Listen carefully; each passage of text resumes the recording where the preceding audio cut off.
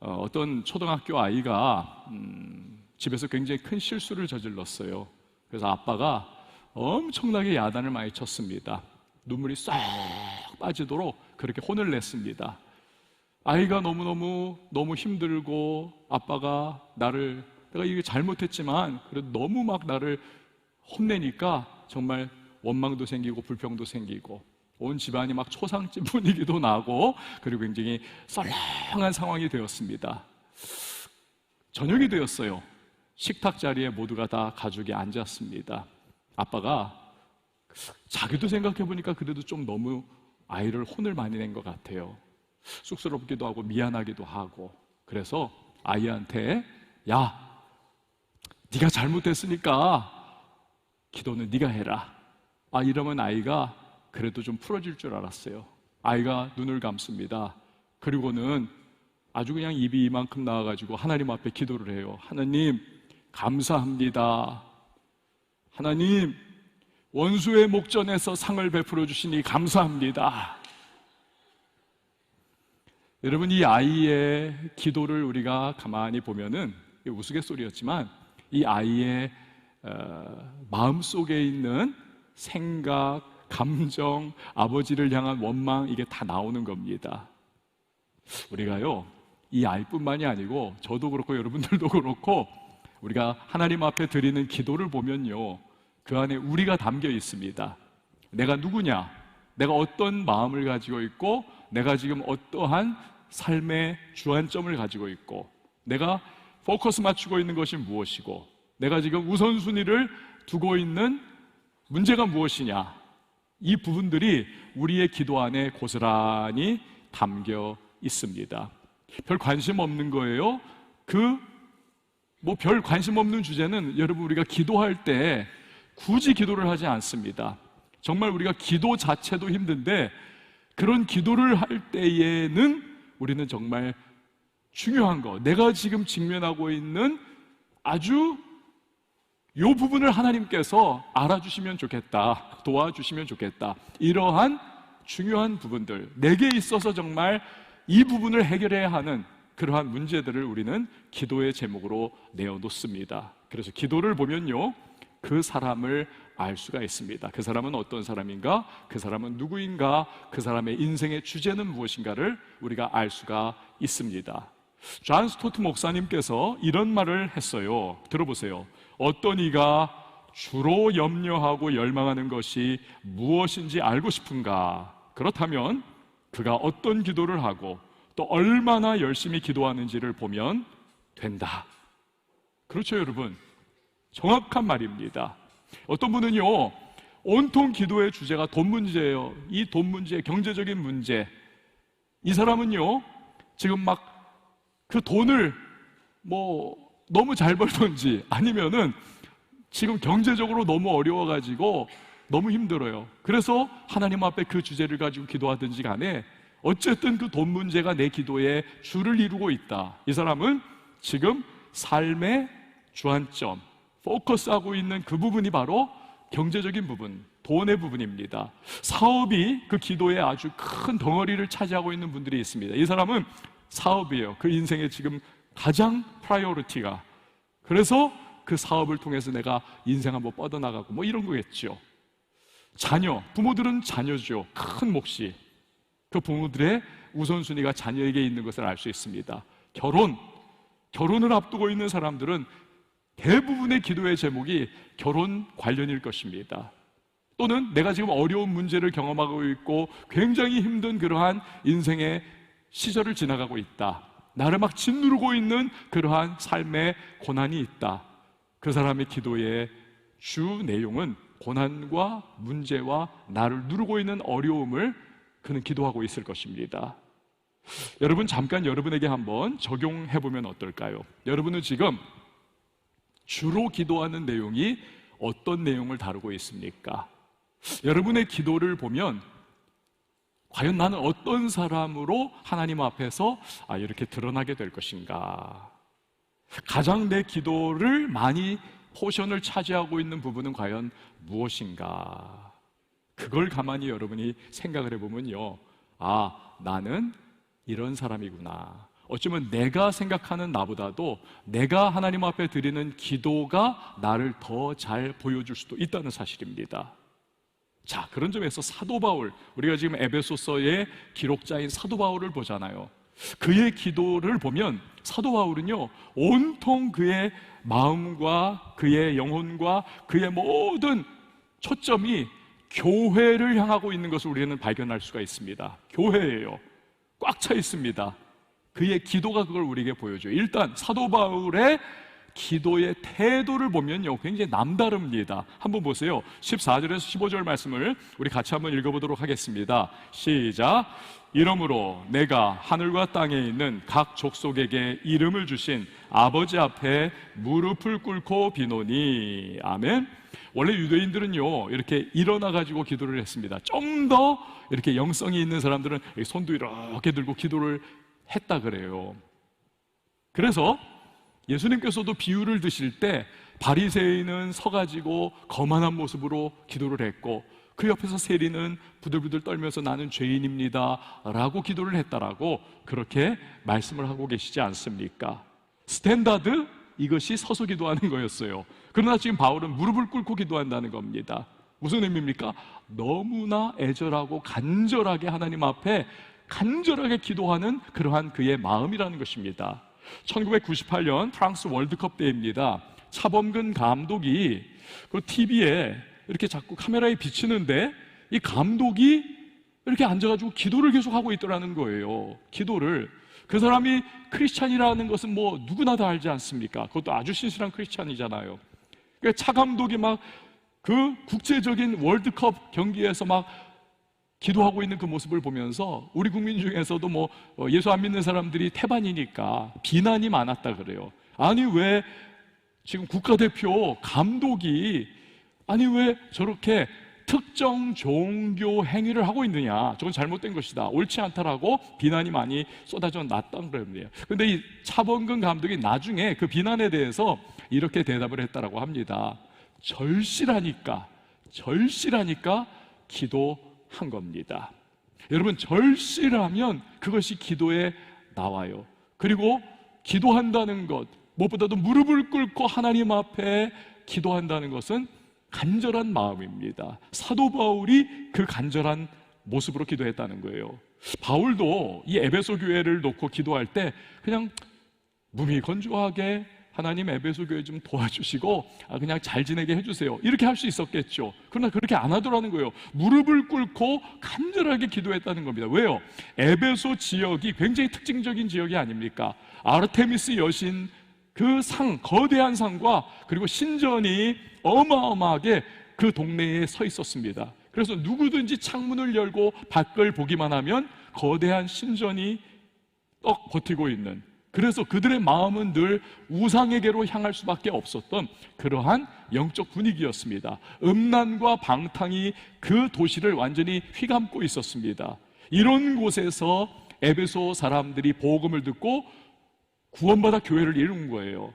물론 사도 바울이 3년 정도를 막 공을 들여가지고 복음을 전하고 최선을 다해서 말씀을 가르치니까 사도 바울이 떠나는 시점까지는 예수 잘 믿었습니다. 아주 믿음의 반석에 든든하게 섰습니다. 그러나 지금은 몰라요. 지금은 사도 바울이 떠난 지 몇 년이 됐고, 그것도 바울은 지금 로마에서 가택연금 상태에서 죄수의 생활을 하고 있습니다. 영적 지도자가 없어진 상태에서 지금 꽤나 많은 시간이 흐른 것입니다. 그러니 지금 언제 어떻게 에베소 교인들이 타락할지 모르는 거예요. 게다가 이방인과 유대인들이 함께 교회를 이루고 있습니다. 여러분, 이방인과 유대인들은요, 개와 고양이와 같습니다.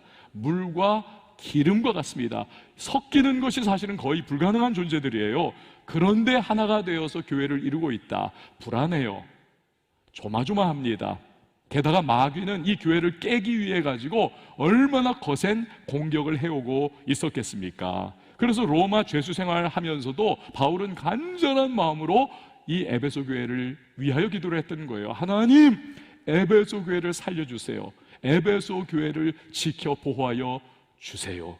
저는 이 바울의 기도를 한편으로는 조금 이해는 할 것 같아요. 저도 새벽마다 여기 나와가지고 강대상 뒤에서 이렇게 무릎을 꿇고 기도를 하는데, 제가 그때 가장 먼저 기도하고 가장 오랜 시간을 기도하는 주제는요, 저희 가족이 아닙니다. 저 자신이 아닙니다. 제 아이들도 제 아내도 아니에요. 여기 제 아이도 하나 와 있는데 아이한테 좀 미안하긴 하지만, 그러나 아니에요. 제가 제일 오랜 시간 기도하고 제일 가장 처음에 기도하는 내용은 교회입니다. 우리 왕송교회를 위해서 기도하는 거예요. 왕송교회를 위해서 기도하고, 왜? 저를 이 교회의 영적인 지도자와 목자로 세워주셨기 때문에, 내가 이 교회를 영적으로 끌어안고 기도하는 것이 나의 사명이기 때문에 그렇게 하고 있는 것입니다. 그러니까 하나님 앞에 그걸 가지고 계속 기도를 하고, 또 특별한 어떠한 문제와 어려움을 가지고 있는 성도들을 떠올리면서 그들을 위하여 중보 기도를 하고 있는 것입니다. 그러다가 이제 시간이 거의 끝날 때쯤 되면은 이제 한 번씩 툭툭 쳐주듯이 우리 아이들을 위해서 기도하고 아내를 위해서도 기도하고, 그러면서 이제 기도가 딱 마무리를 하게 되는 거예요. 한편으로는 저희 아내와 아이들에게 좀 미안한 마음이 생겨요. 그렇지만 영적으로 볼 때는 어쩔 수 없어요. 저의 사명이 있기 때문에. 그래서 그게 담임 목사의 마음이더군요. 저만이 아니라 아마 대한민국 교회의 모든 목사님들은 다 그럴 거예요. 그래서 저는 이 사도 바울의 에베소 교회를 향한 이 간절한 마음이 뭔지를 조금은 이해가 되는 것 같습니다. 자, 그런데 그의 기도를 자세히 보면요, 우리가 한번 잘 들어보세요. 우리가 기도할 수 있는 근거가 어디 있느냐라는 겁니다. 우리가 기도할 수 있는 근거가 어디에 있느냐, 이걸 알 수 있어요. 자, 다시 한번 14, 15절을 제가 한번 읽어보도록 하겠습니다. 이러므로 내가 하늘과 땅에 있는 각 족속에게 이름을 주신 누구 앞에? 아버지 앞에. 아버지 앞에 무릎을 꿇고 빈다는 거예요. 기도한다는 거예요. 그러니까 바울은 하나님을 누구로 받아들이고 있다? 아버지로 받아들이고 있다. 하나님 아버지 앞에 내가 무릎을 꿇고 기도하고 있다라는 것입니다. 여러분, 예수님께서 주기도문을 가르쳐 주셨습니다. 그러면서 그 주기도문을 여는 첫 문장을 뭘로 시작을 합니까? 하늘에 계신 우리 아버지요. 이 아버지, 하나님을 아버지로 받아들이도록 하는 것은 예수님께서 공식적으로 천명을 하신 겁니다. 우리에게 하나님은 너희의 아버지야. 너희는 하나님을 아버지로 모시며 그분에게 기도를 하면 돼. 전통적 유대인들은요, 하나님의 이름 여호와 있잖아요. 여호와. 그리고 또 다른 표현으로는 야훼, 그렇게 말할 수 있지 않습니까? 이 여호와 야훼, 이것을 부르기를 꺼렸습니다. 이건 죄인된 우리가 어찌 감히 어미하고 위대하신 하나님의 이름을 우리가 부를 수 있겠는가? 이거는 말이 안 된다. 그래서 그들은 우회해가지고 애둘러가지고 하나님을 부를 때 아도나이, 이거 주, 이것은 또 주님, Lord 이런 표현이잖아요. 아도나이라고 그렇게 불렀습니다. 그러니까 이 사람들은 하나님에 대한 어떠한 굉장히 이렇게 괴리를 두고 있는, 우리와 하나님은 너무 먼 관계, 이러한 마음을 가지고 있었습니다. 사도 바울도 여러분 정통 유대인이 아닙니까? 심지어는 그는 율법에 완전히 목숨을 걸고 있는 바리새인이 아닙니까? 어렸을 때부터 그도 역시 하나님 개념이 바로 그거였어요. 그런데 그가 다메섹 도상에서 예수님을 만납니다. 부활하시고 승천하신 그 예수님, 완전히 거꾸러집니다.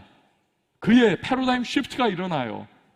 이제 봤더니 내가 박해하던 예수가 진짜 주님이시구나. 그가 정말 구세주이시구나. 그가 정말 온 땅의 주가 되시는구나. 그렇게 완전히 변화가 된 겁니다. 변화가 됐어요. 그리고 나서 하나님이 주시는 계시와 복음의 능력 가운데 성경을 다시 보면서 하나님에 대한 관점이 바뀌어 가는 것입니다. 우리와 괴리가 있고, 우리와 너무 멀고, 우리와 함께 할 수 없는 그런, 그냥 우리가 공경만 할 수 있는 경외의 대상, 그런 하나님으로부터 아버지이신 하나님으로 그렇게 다가오게 된 거예요. 이건 바울에게 있어서 완전히 천지개벽적인 그러한 사건이었던 겁니다. 사랑하는 여러분, 꼭 기억하십시오. 기도할 때요, 여러분은 누구에게 기도하는 겁니까? 우리의 아버지 되신 하나님. 한번 저를 따라해주세요. 나는 기도할 때에 아버지 되시는 하나님께 기도한다. 할렐루야. 이 부분을 꼭 기억하세요. 저 멀리 계신 하나님, 팔짱 끼고 바라보시면서 너 잘하나 보자 이러면서 우리를 지켜보시는 그분이 아니라 언제든지 우리가 아버지, 하나님 아버지라고 부르면 나 있어, 여기 있어 하면서 우리를 안아주시고 우리에게 예비해 놓으신 좋으신 응답을 우리에게 언제든지 주고 싶어하는, 그게 아버지 아니던가요? 좋은 것을 못 줘서 막 안달이 나 있어요. 이미 예비해 놨어요. 달라고만 하면 막 줄 텐데 저게 왜 달라는 말을 안 하지? 그런 생각을 가지고 있는 거예요. 그러니까 우리가 부르기만 하면 다가와 주셔서 우리에게 좋은 걸 주시는 그 아버지에게 우리는 기도하는 것입니다. 아버지에게. 이러면 여러분이 아멘을 해야 되는데, 다시 그 아버지에게 우리는 기도하는 거예요. 바로 그렇게 해야 되는 겁니다. 그래서 여러분, 우리가요, 하나님 앞에 기도할 때는 우리는 자녀와 아버지의 관계 가운데서 확신과 담대함을 가지고 기도로 나아갈 수가 있는 겁니다. 지난 한 주간 동안 나는 너무 못 살았고 엉망진창이었고 내가 봐도 이런, 내가 하나님 앞에 이거 뭐 기도해가지고 내가 뭘 받을 수 있는 건덕지가 없어. 그렇지만 하나님은 우리의 아버지이십니다. 여러분들이 자라나면서 여러분의 부모님에게서 무언가를 받을 때 여러분 정말 효자 효녀여가지고 그거 다 받으면서 지금까지 자라왔나요? 아니잖아요. 반항도 했었고 하여튼 속도 세겼고 막 매도 맞았고 그래서 막 엎치락 뒤치락 하면서도 부모님은 우리를 보살펴 주셨고 지금까지 키워와 주신 겁니다. 하나님과 우리의 관계, 기도의 관계에서도 바로 같은 원리예요. 부족하고 연약하지만 그분을 아버지로 믿고 아버지로 부를 때 자녀인 우리에게 하나님이 응답을 주시는 겁니다. 역사해 주시는 거예요. 자, 그러면 바울은 에베소 교회를 위해서 어떤 기도를 드렸을까요? 첫 번째로 에베소 교회가 능력으로 강건해지기를 그는 기도를 했습니다. 능력으로 강건해지기. 자, 16절 말씀 우리 같이 한번 읽어봅니다. 시작. 그의 영광의 풍성함을 따라 그의 성령으로 말미암아 너희 속사람을 능력으로 강건하게 하시오며. 아멘. 속사람을 능력으로 강건하게 하시온다. inner person, 이걸 능력으로 강건하게 하신다. 여러분, 세상은요 겉사람에 치중합니다. 겉사람을 꾸미는 일에 올인합니다. 먹고 사는 문제만 해결되면 어떤 문화권이건 어떤 나라이건 간에 다 똑같아요. 겉사람, 외모, 스펙 뭐 이런 것에 올인합니다. 외모지상주의가 그래가지고 막 범람을 하게 됩니다. 요즘 여러분 이제는 뭐 성형 같은 거는 더 이상 뭐 주제가 되질 않잖아요. 뭐 너무 당연한 거니까. 이제는 여러분 우리가 막 헬스클럽을 다니고 피트니스 해도 우리가 뭐 건강하기 위해서만 하나요? 그렇지 않지 않습니까? 어떻게 하면 내가 멋진 그러한 근육을 만들고 그래가지고 이렇게도 하고 뭐 이러면서 내가 남에게 잘 보일 수 있을까? 멋진 나의 모습을 내가 보여줄 수 있을까? 저도 요즘에 좀 이제 운동을 열심히 하려고 해요. 너무 이렇게 운동을 안 하고 책상에만 계속 앉아 있었더니 막 근육 빠져나가고 막 그래가지고 야, 이거 안 되겠다, 큰일 났다 해가지고 막 계속 운동을 이제 막 시작을 했는데 인터넷에서 계속 유튜브 찾아보면서 운동 어떻게 하나, 데드리프트 뭐 하여튼 스쿼트 이거 어떻게 해야 되나, 안 다치고 할 수 있는 방법 뭔가, 이걸 계속 보다 보니까 이게 계속 랜덤으로 이렇게 알고리즘을 통해 가지고 저한테 막 얘가 이렇게 해 이렇게 해 하면서 막 알려주는 건데 요즘에 이상한 일이 자꾸 여자들이 엉덩이 키우는 게 자꾸 나오는 거예요. 엉덩이 키우는 게 왜 그런지 몰라. 그러면서 자꾸 이렇게 포즈도 이렇게 해가지고 이렇게 자꾸 엉덩이를 자꾸 내보내면서 이렇게 보이는데, 그래서 그걸 보면서 우리 사회도 이제는 이런 상황이 됐구나.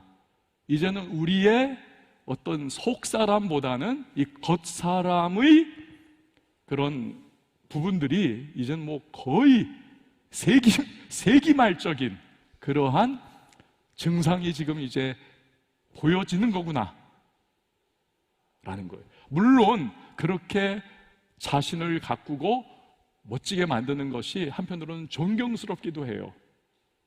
퍼져 있는 것보다는 100배 나을 수 있습니다만, 그러나 어느 이상을 넘어서면 그거 역시도 건강하지가 못하다. 그리고 막 여러분 그 주사도 맞고 막 그렇지 않습니까? 부작용 엄청 생기면서. 바울의 관심사는요, 겉사람도 물론 우리가 디모데서에 나오는 것처럼 운동도 하고 열심히 살아야죠. 그러나 정말 진정한 가치와 중요함은 우리의 속사람인 것이죠. 속사람. 왜? 고린도후서 4장 16절에 겉사람은 낡아지나 우리의 속사람은 날로 어떻게 된다고요? 새로워지는도다. 새로워진다. 겉사람, 즉 외모와 스펙은 금방 사라집니다. 화무시비롱, 꽃이 열흘 이상 피지를 않지 않습니까? 다 져버리잖아요. 금방 여러분, 그래서 아름다운 여배우, 잘생긴 남자 배우를 한번 보십시오. 와, 어느 한순간에는 막 이 드라마 저 드라마를 다 그 사람이 주연을 맡았었는데 잠깐 지나니까 더 싱싱하고 더 멋있고 더 잘생기고 더 예쁜 그러한 새로운 인물들이 그 자리를 다 차지하고 있는 모습. 이 사람은 언제 어디로 사라졌는지, 그게 여러분 겉사람이라는 것입니다. 그게 겉사람. 진짜 중요한 것 속사람. 이 속사람은 나이와 상관없이 날로 새로워지는, 일신 우일신 영적으로 할 수 있다는 겁니다. 속사람이 강건해야 우리가 믿음으로 승리를 할 수가 있는 거죠. 이걸 극명하게 보여주는 것이 다윗과 사울왕 아닙니까? 사울왕은 겉사람으로 바라볼 때는요, 이 사람은 뭐 완전히 탑티어였습니다. 완전히 부모 잘 만나가지고 배경이 너무 좋아요. 금수저 집안이고 이 사람 너무 잘생겼어요. 체격도 뭐 엄청나요. 성경은 사울이 남보다 머리 하나는 더 컸다, 이 정도 더 컸다는 거예요. 그러니까 지금 우리의 기준으로 따지면 한 키가 190 정도 되는 그런 사람으로 상상하면 되는 거예요. 잘생겼죠, 금수저죠, 체격 좋죠, 탁 쓰면 그냥 빛이, 아우라가 그냥 탁 생기는 사람. 근데 이런 사람이 나중에 어떻게 됩니까? 비교의식에 사로잡혀요.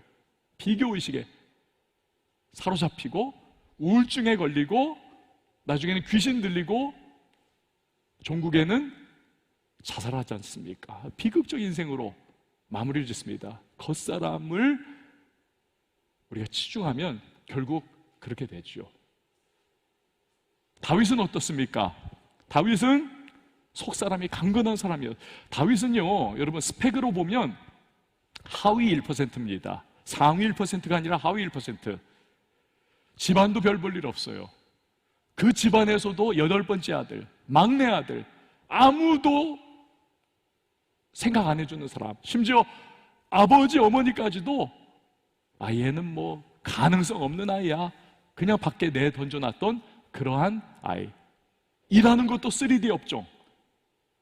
양치기, 그 당시 율법에 의하면 피를 늘 만지고 양의 피와 가죽과 뭐 양의 배설물, 그러니까 이거 굉장히 이 율법에 의하면요 더러운 존재, 부정한 그러한 모습일 수 있습니다. 하위 1%의 사람이었어요. 그런데 속사람이 강한 겁니다. 그러니까 이 사람이요 담대한 거예요. 하나님과의 그 관계가 열려 있고 믿음이 충만하니까 이 속사람의 강건함 속에서 남들은 다 두려워서 도망치고 떠는 골리앗과 1대1로 맞짱을 뜹니다. 그리고 쓰러뜨리고 나라를 구원하지 않습니까? 나중에는 위대한 이스라엘의 왕이 됩니다. 여러분, 어떻게 그렇다면 속사람이 강건해질 수 있을까요? 저를 한번 따라해 주시기 바랍니다. 성령으로 충만할 때 속사람이 강건해진다. 할렐루야. 성령 충만하면 속사람이 강건해집니다. 그래서 아까 우리가 읽었던 본문에서 성령으로 말미암아 너희 속사람이 강건해지며, 그러니까 성령으로 충만해야 된다는 거예요. 여러분, 저는요, 우리 청년들이 뭐 공부 잘하는 것도 좋고, 좋은 뭐 인물도 좋고, 배경 좋은 것도 좋고, 직업 좋은 것도 좋고, 뭐 하여튼 이것저것 다 뭐 좋으면 좋겠죠. 그러나 다른 것 다 부족해도요, 여러분, 성령 충만할 수 있기를 축복합니다. 성령 충만한 거. 그래서 하나님의 영으로 충만할 때, 그 하나님과의 관계가 뻥 뚫려 있으면요, 하나님께서 사람도 붙여주시고, 하나님이 필요한 것들도 공급해 주시고, 하나님이 동행하시면서 그를 인도해 주시고, 하나님께서 그와 함께 하시면서 그의 능력을 베풀어 주시면서 그 인생이 정말 뚫리는 역사, 돌파의 브레이크스루, 그런 인생을 살아갈 수 있는 것입니다. 그래서 속사람이 강건해질 수가 있어요. 여러분, 공부 잘해요, 돈 많아요, 배경 좋아요, 좋은 직장, 좋은 사업해요, 뭐 행복하게 보이는 남들로서는 너무너무 부러운 가정이에요. 근데 여러분, 이 속사람이 무너졌어요. 우리나라 엄청난 그 게임 산업의 뭐 대북격 그 중에 하나 아닙니까? 엄청난 그러한 기업이었는데 이 사람이 자살을 하고 세상을 떴습니다. 속사람이 중요한 거죠. 그러니까 우리가 성령으로 충만해서 이 속사람이 강건해져야만 하는 겁니다. 여기도 부모님이 계세요. 몇 분 계세요. 부모님들은 자녀들을 위하여 기도하실 때 성령 충만할 수 있기를 기도하셔야만 합니다. 다른 많은 기도들도 드리겠지만 제가 생각할 때는 가장 중요한 기도, 구원받는 거는 그건 당연한 거니까 빼고, 가장 중요한 기도는 성령 충만한 자녀 되게 하여 주시옵소서. 죄가 너무 많아요. 세상에 원수가 너무나 많은 공격을 해옵니다. 마귀가 유혹의 손길을 끊임없이 뻗칩니다. 세상이 너무 어둡습니다. 이러한 세상을 살아가면서 우리 자녀들이, 또 여러분들이 이 세상 속에 쓰러지지 않고 승리할 수 있는 비결은 하나님의 성령으로 충만해야만 하는 것입니다. 여러분들도 기도할 때 하나님 나 성령 충만케 해주세요. 이걸 결코 놓치지 마세요. 하나님 내 속사람이 성령으로 강건해질 수 있도록 도와주세요. 부모님들도 자녀들 성령으로 충만하여 속사람이 강건해질 수 있기를 꼭 기도하셔야만 합니다. 지금 바울이 그 영적 아버지의 마음으로 이 에베소 교회를 향하여 성령 충만으로 속사람이 강건해지기를 기도하고 있는 거예요. 두 번째로 에베소 교회가 사랑의 공동체가 되기를 기도하고 있습니다. 17절 우리 같이 한번 읽어봅니다. 시작.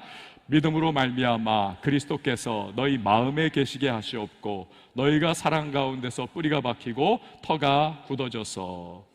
사랑의 공동체, 이방인과 유대인이 하나가 돼 있잖아요. 이거 언제 깨질지 몰라요. 그러니까 하나님 하나를 잘 유지하게 해달라고 기도하는 겁니다. 이 부분 스킵하고 넘어가죠. 세 번째, 에베소 교회가 그리스도의 풍성한 사랑을 알게 해달라고 기도하고 있습니다. 그리스도의 풍성한 사랑을 알게 해달라고. 18절 19절 우리 같이 한번 읽어봅니다. 시작.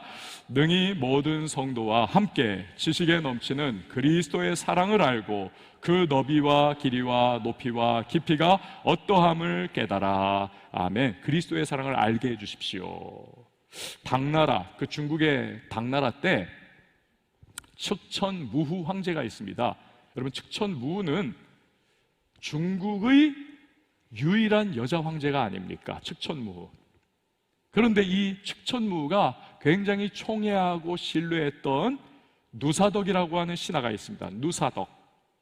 근데 이 누사덕에게는 동생이 하나가 있었어요. 아우가. 근데 아우도 능력이 꽤 있었고 또 측천무후가 마음에 들어 했어요. 그래가지고는 총애를 했고 고관대작이 되었습니다. 그러니까 형제가 함께 황제의 비호를 받고 황제가 신뢰를 하고 황제가 총애를 하는 그러한 고관대작이 된 겁니다. 이 누사덕이 하루는 동생을 불렀어요. 아우야, 우리가 황제의 사랑과 인정을 받아서 이렇게 높은 위치에 우리가 올라 벼슬을 하고 있는데 많은 사람들이 우리를 시기하고 질투할 거야, 시샘할 거야. 너는 앞으로 어떻게 사람들 앞에서 행동할 거니? 그러자 아우가 이렇게 대답을 했다 그래요. 네, 형님 말씀이 맞습니다. 그래서 저는요, 누가 설령 저한테 얼굴에 침을 뱉는다 할지라도 저는 대적하지 않겠습니다. 저는 그냥 침 맞으면 그냥 침 닦아내고 허허 웃고 그냥 끝나겠습니다. 근데 그 이야기를 듣고 야, 역시 우리 아우 대단하다, 기특하다, 그렇게 말하지 않더래요. 아우야, 내가 염려하는 것이 바로 그런 거야, 그런 태도야 라는 거예요. 예, 형님? 왜요? 그러자 누사덕이 말하기를, 생각해봐라, 우리 얼굴에 침을 뱉는 사람은 이미 마음속에 질투와 분노와 시샘의 마음이 가득해. 그런데 우리가 그 면전에서 우리 얼굴에 그가 뱉은 침을 닦는다면 그가 우리를 얼마나 더 미워하고 더 질투하겠니? 야, 저거 인격도 아주 그냥 저놈 저거 인격도 이러면서 막 너무 더 미워할 거라는 거예요. 그러니까 그냥 침을 뱉으면 침은 마르게 돼 있어. 손도 대지 말고 마를 때까지 가만히 있어라. 그렇게 얘기를 했다는 거예요. 이 이야기에서 타면자건, 얼굴에 뱉은 침은 저절로 건조하게 된다, 마르게 된다라고 하는 고사성어가 나온 거예요. 여러분, 서양에서는 뺨 한 번 맞아도 결투하지 않았습니까? 근데 얼굴에 침을 뱉었어요. 이건 수치 중에 수치고 모욕 중에 모욕입니다. 그럼에도 불구하고 황제가 총애하고 인정하고 신뢰하는, 사랑해주는 그 사랑이 있으니까 그걸 견뎌내더라는 거예요. 자, 그렇다면 여러분, 우리는 어떤 사람입니까? 저와 여러분은, 우리는 하나님께서 예수 그리스도로 말미암아 엄청난 십자가의 사랑을 우리에게 쏟아 부어준 존재가 저와 여러분인 줄 믿습니다. 그렇다면 여러분, 우리는 어떠한 고난과 어려움과 유혹과 시험과 세상에 비난이 찾아온다 할지라도 우리는 능히 넉넉하게 감당해낼 수가 있어야 한다는 사실이에요. 타면자건, 이걸 한번 생각해 보십시오. 근데 왜 우리는요, 조그만 일에도 못 견디고 막 바르르 떱니까? 왜 우리는 남이 우리에게 조금 손해를 끼치면 그거 그냥 못 견디면서 이걸 그냥 배로 갚아주지 못하면 막 열통이 터져가지고 막 너무 괴롭잖아요. 운전하다가도 쫙 밀리고 있는데 저쪽 사람이 깜빡이 켜고 좀 들어오려고 하는데도 그걸 그냥 못 들어오게 그냥 계속 앞으로 그냥 끽끽 서가면서 그렇게 그냥 하여튼 앞차하고 계속 달라붙어 있는 그런 못난 모습, 그게 저의 모습이거든요. 제가 그래요. 그리고 저도 가끔 내가 목사인데 내가 왜 이럴까, 왜 이렇게 못됐지 이러면서 지금 가끔 좀 그렇거든요, 사실 솔직히. 근데 왜 그럴까? 우리가요, 내가 십자가의 은혜, 내가 십자가의 사랑을 어마어마한 걸 받았는데 그걸 자꾸 잊어버리는 거예요. 그걸 자꾸 놓쳐버리는, 그 은혜를 자꾸 잊어버리는 거예요. 그 감격을 놓쳐버리는 거예요. 그러니까 요만한 것들 가지고 자꾸 죽느니 사느니 아웅다웅 하면서 막 그냥 갈등하고 그러는 거죠. 1917년 제정 러시아가 망하기 전에 이 교회의 지도자들이 모여가지고 열띤 신학 논쟁을 벌였습니다. 근데 그 신학 논쟁의 주제가 참 황당했어요. 성직자들의 이 로브 있지 않습니까? 이 옷이 여기 이런 부분들, 옷 단 같은 부분들을 황금색으로 할 것이냐 아니면은 빨간색으로 할 것이냐, 이거 가지고 하여튼 격렬한 논쟁과 막 갈등이 일어났지 하지 않습니까? 왜냐하면 황금색 주장하는 사람들은 이 금이라고 하는 것은 성경에서 이건 믿음을 상징한다, 그리고 영원한 것을 상징하니까 여기 옷단 같은 것을 황금색으로 해야 된다. 저쪽에서는 아니다, 빨간색으로 해야 된다. 왜? 예수의 십자가를, 이 보혈을 상징하는 것으로 성직자들이 이거를 입어야 되지 않겠느냐. 그래가지고는 무려 열흘 동안을 밤낮을 가리지 않고 신앙 논쟁을 벌이고 싸우고 갈등하고 막 고성 지르고, 그래도 타협이 안 됐대요. 그런데요, 그 열흘 동안에 이 도시의 어느 한 귀퉁이에 있는 집 지하실에서 6명의 볼셰비키 혁명당원들이 모였어요. 공산주의자들이죠. 그래서 이 사람들이 그 지하실에서 공산주의 운동 그 초본을 기록을 하고 있었습니다. 이거야 하면서. 나중에 어떻게 됐나요? 그 볼셰비키 혁명이 터져 나오지 않았습니까?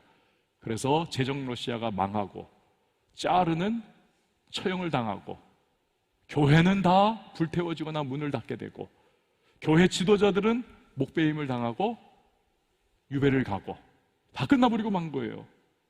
여러분요, 교회는요, 쓸데없는 일에 에너지를 낭비하고 쓸데없는 일로 왈가왈부하면 교회는 힘을 잃습니다. 반드시 망하게 되어집니다. 반드시 무너지게 되어 있어요. 그게 교회입니다. 사랑하는 여러분, 우리 교회는요, 또 우리 청년교회는, 또 각 부서들은 그리스도 예수의 십자가 사랑, 복음에 집중해야 할 줄 믿습니다. 그래야 교회가 힘이 있습니다. 그래야 순전해집니다. 그래야 교회가 세상을 정복해 나갈 수가 있습니다. 다른 어떤 것으로도 안 돼요. 십자가의 복음, 여기에 교회가 목숨을 걸고 십자가의 복음으로 나갈 때만 이 도시에 거룩한 영향력을 끼칠 수 있음을 믿으시길 바랍니다. 자, 네 번째로 바울이 에베소 교회를 위해서 기도한 내용이 뭐냐면, 에베소 교회가 하나님으로 충만하기를 기도했습니다. 19절 말씀 같이 봅니다. 시작. 하나님의 모든 충만하신 것으로 너희에게 충만하게 하시기를 구하노라. 아멘. 이것도 좀 줄이면 하나님의 충만함이 뭘까요? 예수 충만입니다. 골로새서 2장 9절을 보면 예수님은 모든 신성이 그 안에 있다. 모든 신성이, 디어티, 모든 신성이 예수님 안에 있다. 즉 예수님이 하나님이시잖아요. 나를 본 자는 하나님을 봤다. 아버지를 봤다. 그러니까 예수로 충만하고 예수를 위해 살고 예수 위해 죽고 예수로 말미암아 세상을 향해 나갈 때 교회가 거룩성을 유지하게 되고 든든하게 설 수 있다는 것입니다. 자, 바울이 에베소 교회를 위해서 이런 기도를 드린 거예요. 바울만 기도하나요? 아니요. 저와 여러분도 기도합니다. 그러면 우리가 기도하는데 문제는 뭘까요? 우리의 기도의 문제, 중요한 관건은, 그럼 우리가 기도하는데 우리의 기도를 들으시는 하나님은 응답해 주실 수 있는 분이냐 아니냐, 이게 관건이 아니겠습니까? 응답 못 해주는데 기도해서 뭐예요? 할 필요 없잖아요. 과연 하나님은 어떤 분이시냐? 자, 바울이 그 해답을 주고 있습니다. 20절, 21절 말씀 같이 봅니다. 시작. 우리 가운데서 역사하시는 능력대로 우리가 구하거나 생각하는 모든 것에 더 넘치도록 능히 하시리 이에게 교회 안에서와 그리스도 예수 안에서 영광이 대대로 영원 무궁하기를 원하노라. 아멘. 자, 이 말씀에서 바울이 하나님에 대해서 두 가지 사실을 말씀합니다. 하나님은 능력이 있으시다는 거예요. 하나님은 능력이 있으시다. 능력의 하나님. 여러분, 하나님은 능력의 하나님이신 줄 믿으시길 바랍니다. 하나님 능력의 하나님. 그 능력을 가장 분명하게 드러낸 사건이 뭡니까? 부활 사건. 부활 사건.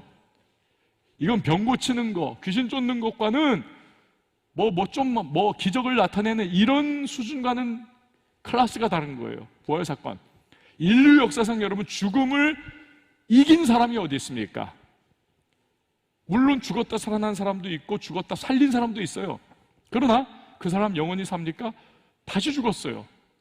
다시 죽었어요. 일시적인 겁니다.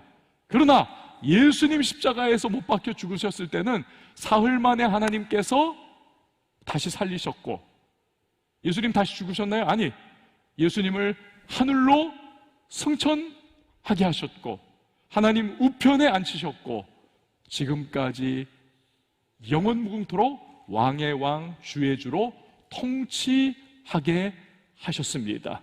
이 부활 사건은요, 하나님의 무궁한 능력을 드러내는 가장 특징적인 사건이에요. 그렇기 때문에 여러분, 우리는 그 하나님의 능력을 생각하면서 무엇이든지 담대하게 기도할 수가 있는 겁니다. 자, 두 번째로, 하나님은 우리의 구하는 것이나 생각하는 것에 더 넘치도록 능히 하실 하나님이시다. 바울이 그 얘기를 하잖아요. 우리의 생각과 기도하는 것보다 더 능히 넘치도록 주시는 하나님. 여러분, 제자들은 예수님께 말했어요. 예수님, 지금 이 벳세다 광야에서 먹을 것이 없어가지고 이 사람들이 다 지금 배고파하는데 집으로 돌려보내시죠. 우리가 뭐 할 수 있는 게 없잖아요.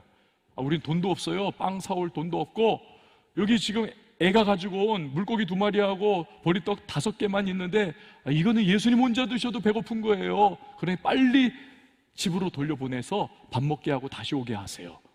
그러나 예수님은 어떻게 하셨습니까? 예수님은 그 아이의 물고기 2마리와 보리떡 5개로 오병이어의 기적을 베푸실 뿐 아니라 아이까지 포함하면 2만 명 가까운 사람들을 배불리 먹이셨고 12광주리까지 부스러기가 남도록 하신, 우리의 모든 생각을 뛰어넘는 역사를 베푸시는 분이 바로 하나님이시라는 사실입니다. 그런 하나님을 믿는다면 우리는 담대히 기도할 수 있어요. 그리고 기다릴 수 있습니다. 왜 기도 응답을 기다리지 못합니까? 하나님이 응답해 주시는 것을 확신하지 못하기 때문에. 이 이야기만 하고 이제 마무리할 텐데, 지난주에 우리 영어 예배부를 섬기는 조셉 전도사님하고 이제 얘기를 하다가 재밌는 얘기를 하나 들었어요. 조셉 전도사님이 이제 외국 시민권자거든요. 그러니까 이제 우리 국민들하고는 뭐 이렇게 좀 똑같지가 않아요. 뭐 이렇게 혜택 받고 막 이러는 것들이. 그러니까 자동차를 사고 싶었는데 할부로 사야 되잖아요. 근데 이 할부로 살 수가 없는 거예요. 외국 시민권자이기 때문에. 그래서 하여튼 여러 번 트라이를 좀 했지만 이게 안 된 겁니다. 그러면 이제 목돈으로 이제 뭐 한꺼번에 내서 새 차를 사든지 중고차를 사야 될 거 아니에요. 근데 또 그건 너무 덩치가 크잖아요, 돈이. 그래서 그냥 이거 어떻게 해야 되나 고민하면서 이분이 계속해서 기도를 한 거예요. 하나님, 제가 교회 오는 것도 이거 차 있으면 좀 수월하게 올 수 있고 행동이 좀 편할 텐데 저 차를 좀 하나님 주실 수 없겠습니까? 계속 기도를 했다는 거예요. 그런데 얼마 전에 우리 교회에 참 너그러운 분이 이 조셉 전도사님한테 자기 집에서 타던 차를 준 거예요. 이럴 때면 여러분한테 이런 게 나와야 되는데 반응이 전혀 없네요. 예. 그렇게 하신 거예요. 그래가지고 뭐 이거 완전히 대박난 거 아닙니까, 사실은. 이 조셉 전도사님이 너무너무 지금 하여튼 막 기도의 응답을 엄청 받은 거예요. 기도의 응답을. 그런데 이 조셉 전도사님이 저한테 이야기하기를, 목사님, 근데 제가 이 일을 겪어보니까 제가 얼마나 믿음이 없는지 알았어요. 왜 그러냐고 그랬어요. 목사님, 제가요 지금까지 하나님 차를 주세요, 차를 주세요 라고 계속 기도를 했는데 제가 운전면허가 없어요. 차를 달라고 막 기도를 하면 주실 걸 믿고 운전면허를 빨리 만들어 놨어야 되는데 운전면허가 없다는 거예요. 하나님, 제가 믿음이 없군요. 저는 이 이야기를 들으면서 기도하는 우리의 모습이 바로 그렇지 않겠는가. 정말 우리가 믿음으로 하나님 앞에 기도하는가. 여러분, 우리의 기도는요, 우리가 누구인가를 드러내 보여줍니다.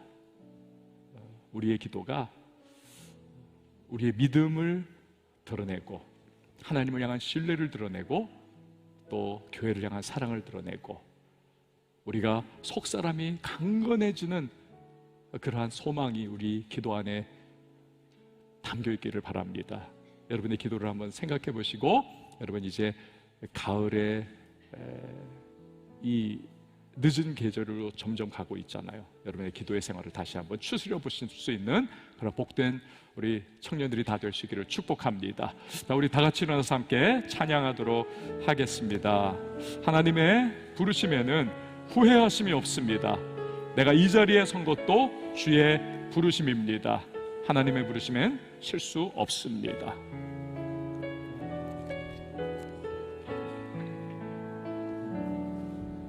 하나님의 부르심에는 후회하심이 없네. 내가 이 자리에 선 것도 주의 부르심이라. 하나님의 부르심에는 결코 실수가 없네. 나를 부르신 하나님의 진실하심을 믿네. 작은 나를 부르신 뜻을 나는 알 수 없지만 오직 감사와 순종으로 주의 길을 가리라. 아멘. 때로 내가 연약해져도 주님 날 도우시니 주의 놀라운 그 계획을 나는 믿으며 날 부르신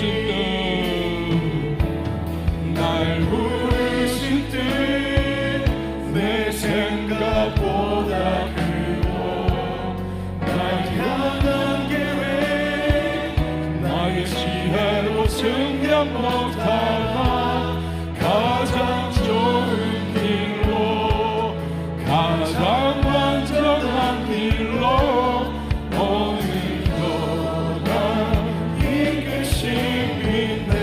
작은 나를 부르신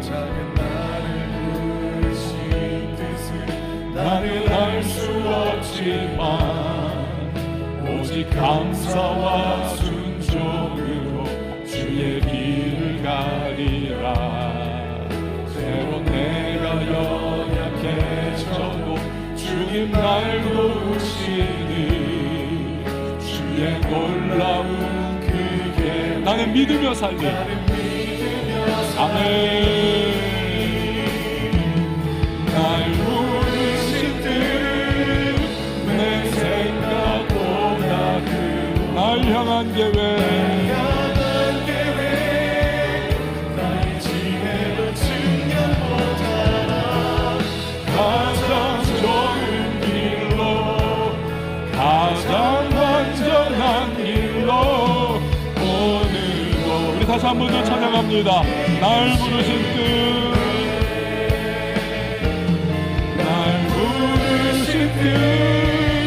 내 생각보다 크고 날 향한 계획 나의 지혜로 측량 못하나 가장 좋은 길로 가장 완전한 길로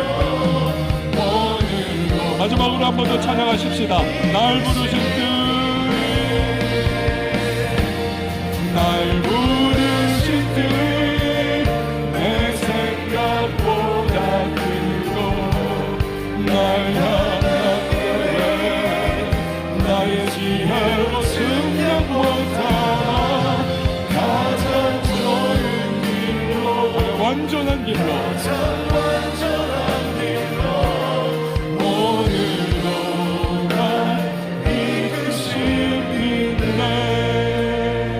여러분 이 시간에 우리 함께 기도하십시다. 말씀 붙잡고 기도할 때에 오늘 바울은 교회를 향한 간절한 기도로 나아가고 있습니다.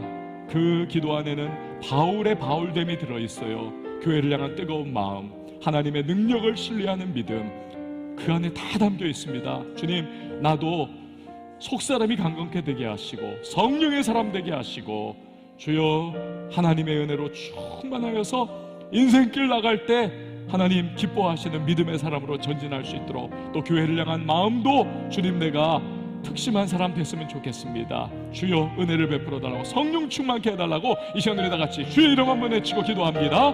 주여 하나님 오늘 은혜를 베풀어 주시옵소서. 하나님 나 자신을 보여준다는 말을 배웠습니다. 하나님, 내가 오늘 주님 앞에 서 있습니다. 주님, 기도 가운데 주님을 뜨겁게 높이며 하나님, 내가 주님과의 동행과 하나님 함께 손잡고 인생 살아가기를 원합니다. 하나님, 진정으로 성령 충만케 하소서. 하나님의 속사람이 강건하기를 원합니다. 주님의 성령으로 전신갑 주시기를 원합니다. 하나님, 오늘도 주님께서 주여 나를 도와주시는 삶의 현장 속에서도 아버지 주님을 믿는 믿음으로 우리 전진해 나갈 수 있도록 도와주옵소서. 세상이 하나님 많은 유혹으로 손짓을 하고 도전해오는 마귀의 권세가 있고 원수는 우리를 넘어뜨리려 만들며 하나님, 우리는 약하고 힘이 부족하오니 성령님 기름 부어주시고 충만케 해주셔서 속사람이 강건하여 다윗과 같이 하나님 우리 담대하게 나갈 수 있는 주님의 사람들이 될 수 있도록 인도해 주시옵소서. 전능하신 주 하나님, 우리의 청년들이 하나님 이 시대를 살아가면서 주여 하나님 여러가지 부족하다 할지라도 성령 충만하여 하나님의 모든 부족함들을 능히 돌파해 나갈 수 있기를 원합니다. 하나님, 우리가 우리의 힘으로 살면 우리의 수준밖에 안 되지만 하나님의 능력을 의지하여 살 때 우리는 돌파할 수 있음을 믿습니다. 그것이 우리가 되게 하시고 날마다 하나님 아버지와 함께 동행하게 하여 주시옵소서. 여러분, 이 시간에 우리 청년교회를 위해서 기도해 주시고 각 부서를 위해서 기도해 주세요. 우리가 성령 충만하고 예배가마다 쉐키나의 임재가 임하고 우리가 정말 뜨거워질 수 있도록 도와달라고. 세상이 강력하고 도전이 너무 강해서가 아니라 내가 하나님과 함께하지 않고 내가 성령 충만하지 않고 우리 부서와 우리 교회가 정말 쉐키나의 임재의 영광 없으면 우리가 코너에 몰릴 수밖에 없어요. 세상을 변화시키라고 하시는 하나님의 사명을 감당할 수 없습니다. 주여, 우리를 일으켜 세워주시고 앞을 향하여 전진하는 우리 청년교회와 부서가 될 수 있도록 도와달라고 이 시간 우리 다같이 주님의 이름 외치고 기도합니다. 주여, 하나님 아버지 은혜를 베풀어 주시옵소서. 우리 청년교회가 하나님 뜨겁게 일어나게 하시고 우리 부서마다 하나님의 은혜가 충만케 하여 주옵소서. 드리는 예배에 하나님의 쉐키나의 임재가 강력하게 임하여 주시고 하나님 은혜하여 주셔서 상한 마음 치유하시고 강한 심령을 채워주시고 하나님 전진갑 지켜주시며 하나님을 만난 그 은혜의 감격과 그 경험으로 말미암아 세상이 주는 유혹과 시험 가운데 능히 돌파하며 승리한 하나님의 사람들이 나아갈 수 있도록 주여 도와주시옵소서. 날마다 하나님과 함께하기를 원합니다. 주여, 이곳에 임하여 주시고 우리 가운데 함께하여 주시고 우리가 하나님의 성령으로 하나님 충만하여서 앞을 향하여 나가는 주님의 사람 온 교회 우리 모든 청년들 부서가 되게 하여 주시옵소서. 주님, 우리를 내버려 두지 마시고 우리 가운데 역사하시고 임재 좌정하시고 우리 가운데 하나님의 영광을 드러내 주시옵소서. 함께하여 주시옵소서. 우리 마지막으로 기도할 때 앞에 있는 한 주간을 놓고 기도하겠습니다. 방패로드름과 같이 주여, 우리를 성령으로 둘러주시고 우리 어떤 상황 가운데 우리가 직면할지 모르지만 예비하신 여호와 이레의 하나님 도우심 속에 승리할 수 있도록 인간관계, 학업, 우리의 모든 사업과 또 경제적인 부분들, 또 우리의 모든 일터의 자리에서 우리 하나님의 백성다운 모습으로 승리하며 성령의 사람들로 우리 다시 다음 주에 이 예배의 자리에 올 수 있도록 도와달라고 이 시간 우리 같이 마지막으로 주님의 이름 외치고 기도합니다. 주여, 하나님 아버지 은혜를 베풀어 주시옵소서. 우리 모든 청년들 이 한 주간을 살아가면서 주님의 주신 힘과 능력으로 승리할 수 있도록 도와주시옵소서. 여러 일들이 하나님의 삶에 다가올 줄 압니다. 하나님 놀라지 않게 하시고 두려워하지 않게 하시고 하나님으로 말미암아 담대하며 승리할 수 있도록 주님 도와주시옵소서. 하나님 아버지 함께 하시면 우리 부족해도 우리는 승리할 수 있음을 믿습니다. 하나님, 눈에 보이는 대로 사는 건 아니라 귀에 들리는 대로 살지 않게 하시고 우리 믿음으로 살아갈 수 있도록 도와주시옵소서. 성령의 전신갑 입고 우리 나가는 하나님의 사람들이 다 되게 하여 주시옵소서. 날마다 일신일신 영적으로 새로워지며 하나님 우리가 기도 가운데 강건하여서 하나님 우리의 도와주시는 삶의 자리, 학업의 자리, 인간관계, 우리의 모든 만남의 자리, 우리의 일터 하나님 현장 속에서 주님의 위대하심과 높으심을 드리고 승리하는 백성들로 우리 지내다 다시 다음 주에 만나게 주시옵소서. 하나님 아버지, 속사람이 강건한 우리 모든 청년들이 되게 하여 주시옵소서. 이를 위하여 성령 충만을 우리에게 허락하여 주시옵소서. 날마다 하나님 말씀 붙잡고 나가게 하시고, 기도 가운데에 우리가 하나님을 찾는 그 간절함이 우리 흐려지지 않게 하여 주시옵소서. 이 한 주간 우리 모든 청년들이 삶의 자리에서 하나님과 동행하며 하나님의 선하심을 경험하고, 또 성령 충만으로 전신갑주 입고 유혹과 시험과 마귀의 도전 앞에서 넉넉하게 승리하여 하나님이 도우셨다 에베네셀의 고백을 올려드릴 수 있는 우리 모든 주의 백성 되게 하여 주시옵소서. 감사합니다. 귀한 예물 주님 앞에 믿음 담아 봉헌할 때 기쁨으로 받아 주시옵소서. 이제는 우리 주 예수 그리스도의 은혜와 하나님 아버지 극진하신 사랑과 성령의 교통하심이 우리 모든 예배자 한 사람 한 사람 머리 위에, 그리고 그 삶과 범사 위에, 온 교회 위에 이제부터 영원토록 함께 계실지어다. 아멘.